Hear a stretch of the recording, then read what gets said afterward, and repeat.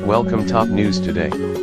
If you're familiar with Donald Trump's finances and the litigation over whether he's really a billionaire, you know, there's good reason to believe he doesn't have enough money to do this and that he would have had to have outside financial support for these things. The president resigned as director of his British and Irish resorts before his inauguration last year. U.S. Congress has been questioning whether Russian money could have been used to fund Donald Trump's golf courses in the UK and Ireland. It emerged after the Permanent Select Committee on Intelligence at the U.S. House of Representatives released a transcript of the sworn testimony of former Wall Street Journal reporter Glenn Simpson. Mr. Simpson, who works for consulting firm Fusion GPS, was asked to research then-presidential candidate Donald Trump in 201,516. He told the committee that he looked at the Trump golf courses in Scotland and Ireland as part of his research. Asked whether he saw Russian money involved with them, he replied, "Well, we saw what Eric Trump said about Russian money being available for the golf course projects, making remarks about having unlimited sums available. And, because Mr. Trump's companies are generally not publicly traded and don't do a lot of public disclosure, we can only have a limited look into the financing of those projects.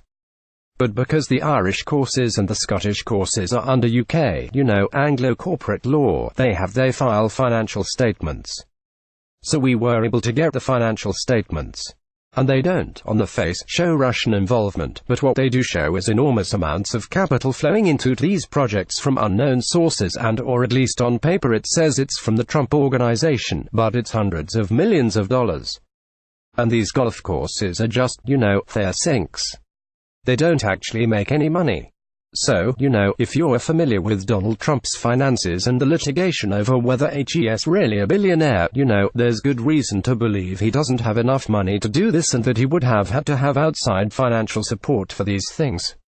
Mr. Simpson said that he is mostly working off public records. He said, "A lot of what I do is analyze whether things make sense and whether they can be explained. And that doesn't makes sense to me, doesn't make sense to me to this day."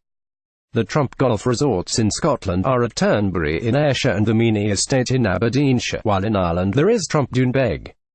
Donald Trump resigned as director of the family's Scottish and Irish golf courses just before his inauguration as president in January last year. Reuse content. We use cookies to enhance your visit to our site and to bring you advertisements that might interest you. Read our privacy and cookie policies to find out more.